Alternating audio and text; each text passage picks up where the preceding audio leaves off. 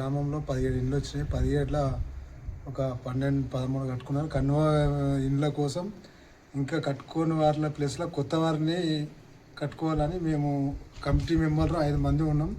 ఆ 5 మంది మెంబర్లు సెలక్షన్ చేయడానికి గ్రామ పంచాయతీ దగ్గరికి పోయినాం.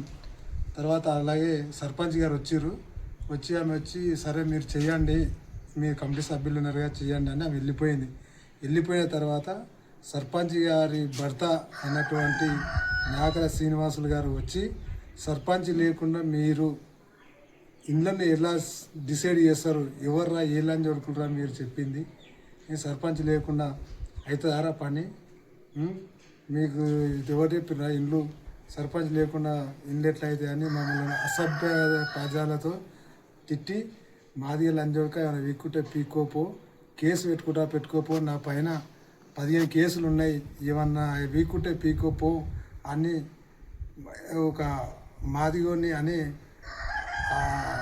మాదిగోని దూషించి అలాగే మళ్ళా తుర్కోడు ఏమైనా వీక్కుంటా పీక్కోపోరా, నువ్వు ఓడిన సర్పంచ్వి, నీవేమైనా వీక్కుంటారా, నీకు అవసరం లేదు ఇందాక రాకూడదు అని ఒక ముస్లిం వ్యక్తిని అపదార్థాలతో తిట్టడం జరిగింది.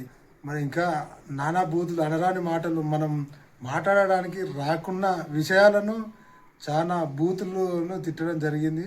ఆ బూతులను మేము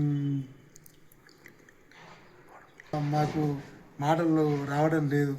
ఇతని పైన యాక్షన్ తీసుకొని చట్టపరమైన చర్యలు తీసుకోవాలని మమ్మల్ని తిట్టినందుకు ఇతన్ని ఖండించి ఈయనకి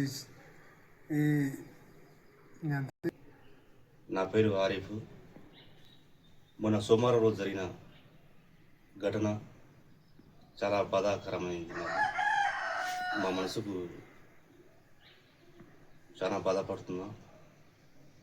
ఇందిరమ్మ కమిటీ 5 మంది ఇందిరమ్మ కమిటీ తీర్మానం చేసిన 5 పేర్లు రాయించి తీసుకుపోయి సెక్రటరీ గారికి ఇస్తే అంతలోనే సీను సర్పంచ్ భర్త సీను గ్రామ పంచాయతీకి వచ్చి ఈ పేరు ఎవరు రాసిరు, ఆ పేరు ఎవరు రాసిరు అని చెప్తే మేము దానికి సమాధానం చెప్పినాం. మేము 5 మంది కమిటీ మెంబర్లు ఉన్నాం, మేము తీర్మానం చేసి ఇచ్చినాం. ఇంట్లో ఎవరి జోక్యం పనికిరాదు, ఎవరు జోక్యం చేసుకోకూడదు అని కూడా చెప్పినా కానీ వినకుండా లంజడుకులారా మాకు తెలియకుండా ఎట్లా రాస్తారా, సర్పంచ్ తెలియకుండా ఎట్లా రాస్తారా అని చెప్పి గలీజ్ మాటలు నానా బూతులు తిట్టడం జరిగింది. దాన్ని మేము మా మనసుకు గాయపరిచిన మాటలు మాట్లాడిండు గలీజ్గా. దీనికి అధికారులు కఠినమైన చర్యలు తీసుకోవాలి మీద. ఇలాంటివి పునరుద్ధరి కాకుండా చూడాలని ఈ వీడియో ద్వారా మీ ముందుకు వచ్చి చెప్పడం జరిగింది. ఇలాంటి పదజాలాలు చాలా లేడీస్ పక్కన ఉన్నా కానీ లేడీస్ కూడా చూడకుండా కూడా చాలా గలీజ్గా మాట్లాడిండు.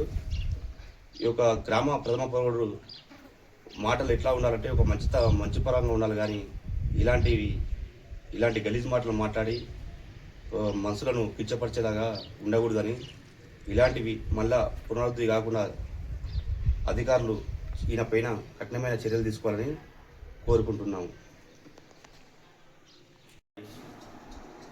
నేను ఇందిరమ్మ కమిటీ సభ్యుడిని. మొన్న సోమవారం నాడు జరిగిన గ్రామ పంచాయతీలో జరిగిన గొడవ కారణం అయిన శ్రీనివాసులు, సర్పంచ్ భర్త శ్రీనివాసులు అయితే మేము 5 మంది ఇందిరమ్మ కమిటీ సభ్యులం కలిసి పేర్లు సెలెక్ట్ చేసి గ్రామ పంచాయతీ సెక్రటరీ గారికి ఇచ్చినాక ఈ యొక్క సర్పంచ్ భర్త అయిన శ్రీనివాసులు గ్రామ పంచాయతీలకు వచ్చి ఈ పేర్లు వద్దు, ఆ పేర్లు వద్దు అని కూడా మాట్లాడితే మేము దానికి సమాధానం చెప్పినాం. ఇలా 5 మంది ఇందిరమ్మ కమిటీ సభ్యులు ఉన్నాము. వీళ్ళు తీర్మానం చేసిందే సెలెక్ట్ అవుతాయి. మీకు సర్పంచ్ దీనికి ఎవరు జోక్యం చేసుకోకూడదని కూడా చెప్పినాం. చెప్తే వినకుండా పంజడుకులు సర్పంచ్ ఉంటారా, సర్పంచ్ గెలిచి అది అని గలిసి మాట్లాడకుండా గలీజ్గా అమ్మని పెళ్ళని కూతురు కూడా ఎస్సీలు అయితే ఆతలు చెప్తారా అనుకుంటా కేసు పెట్టుకోపోయి నా మీద మస్తు కేసులు ఉన్నాయి అని పెద్ద మాటలు మాట్లాడి మాకు కించపరిచిండు.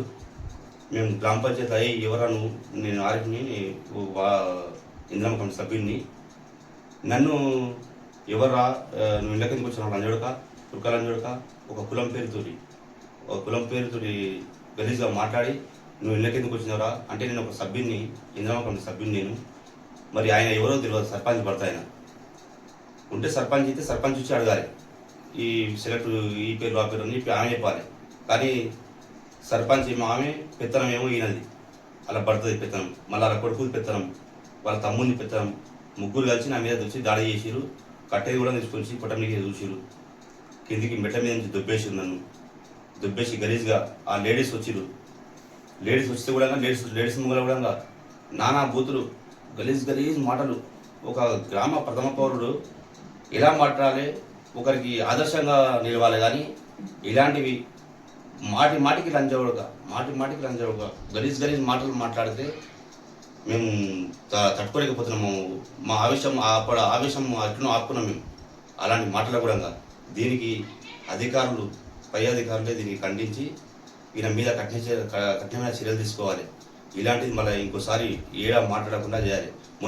మొన్న వేరే పంచాయతీలకు పోయి కూడా ఇట్లే మాట్లాడింది. ఇలాగనే గలీజ్ మాటలు మట్టు. ఈయనవి చాలా ఉన్నాయి ఊర్లో. ఈయన కొట్లాటలు చాలా కొట్లాటలు ఉన్నాయి. ఈయన మీద కఠిన